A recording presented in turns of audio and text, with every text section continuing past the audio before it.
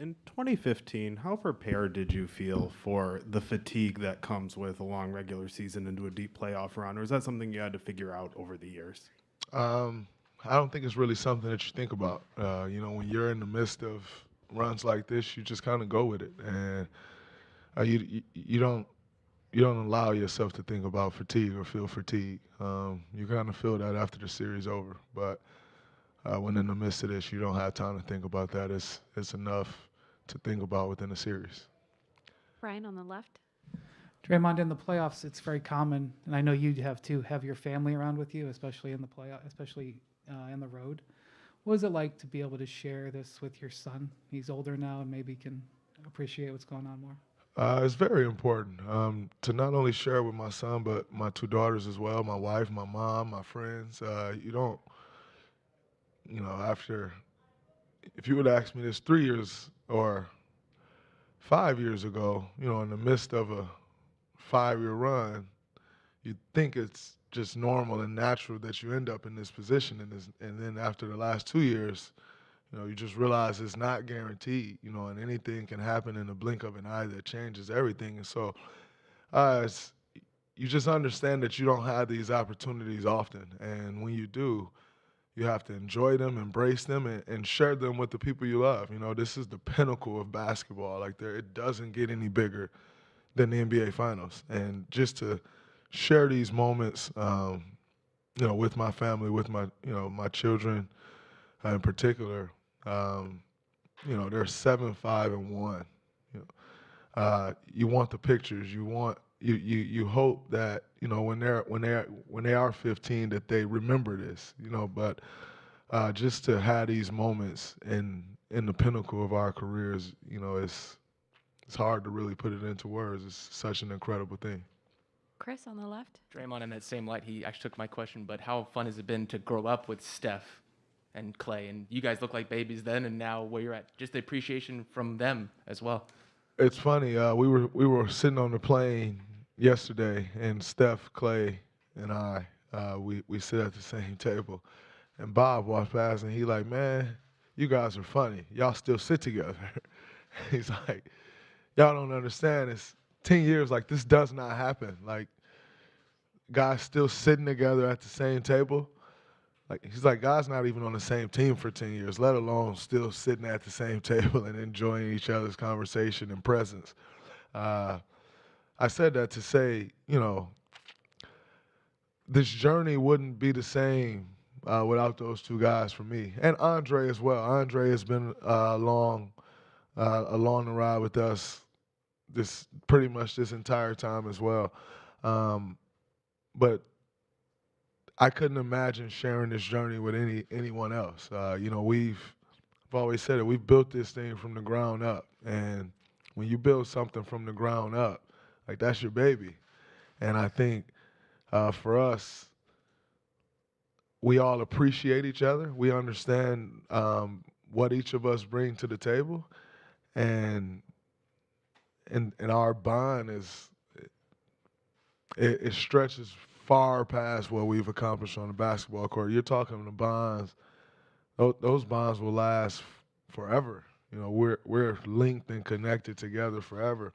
So to know that we've been on this journey together now for 10 years is such a special thing. And the 10-year anniversary, if you will, to be in this position is great. Now, in saying that, still one win away.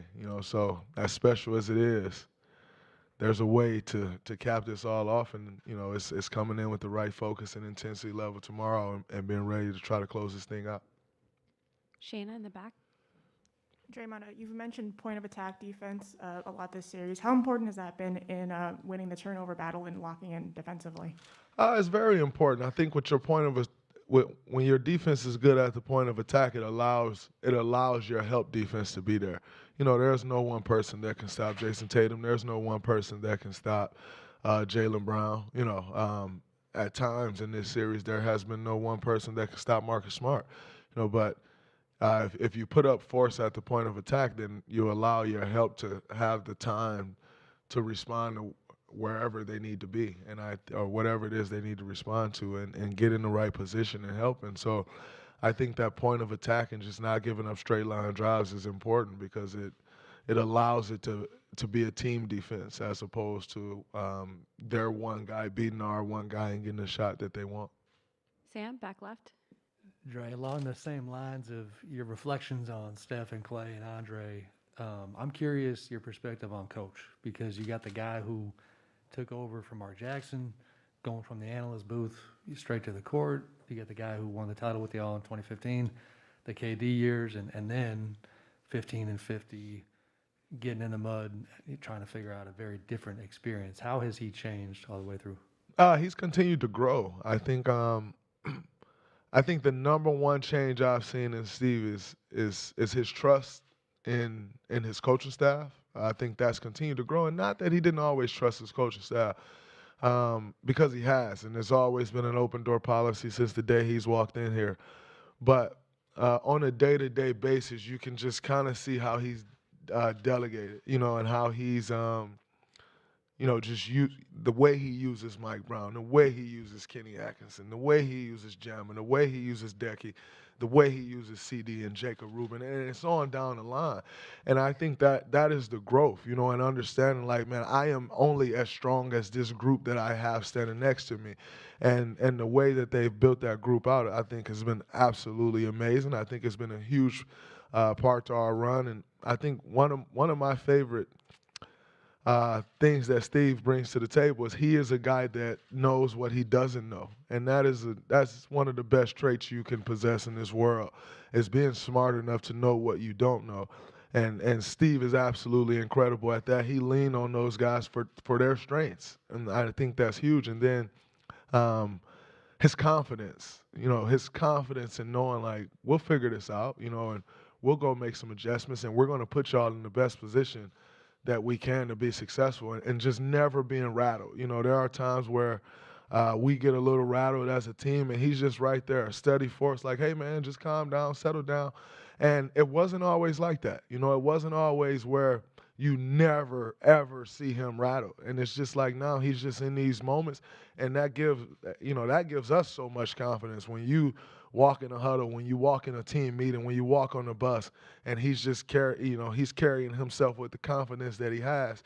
You feel invincible, and I think that's a huge thing in our growth. I think that's an area that Steve has really grown. Is he, you have coaches that gives players confidence, and you have coaches that don't, and I think he has really grown in that area to where he just gives guys confidence, and that's huge.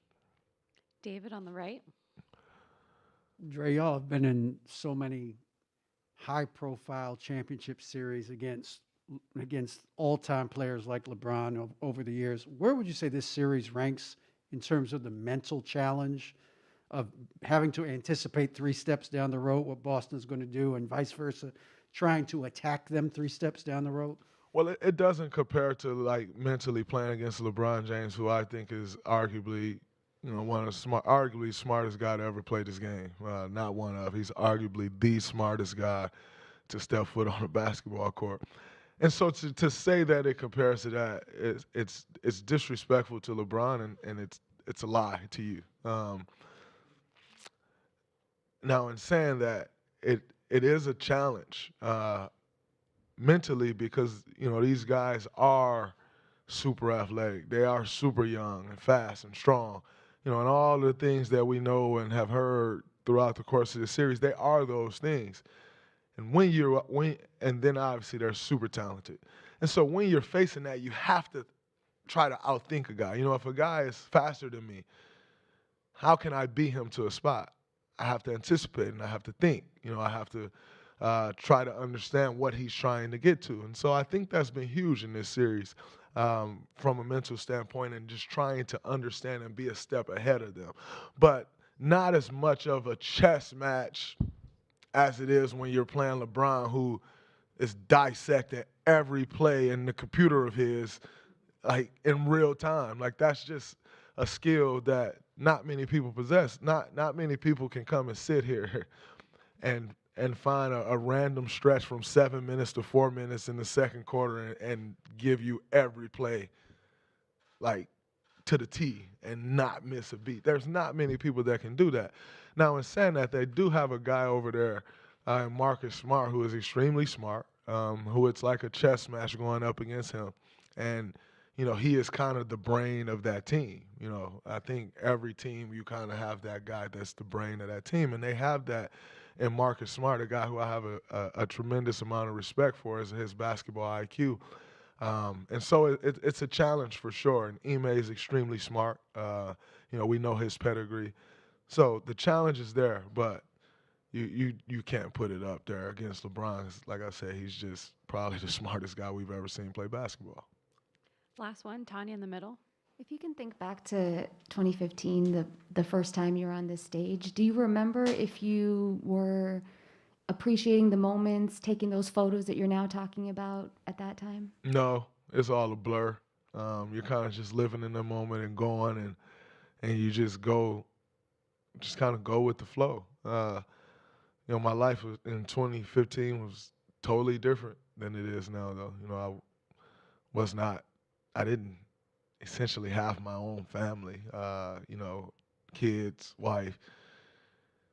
I was kind of a boy still, growing. And so my life is just in a totally different spot than it is now. So even the things that you appreciate, the things that I appreciate today, I didn't necessarily appreciate those things then. You know, I didn't, in 2015, I hated taking pictures.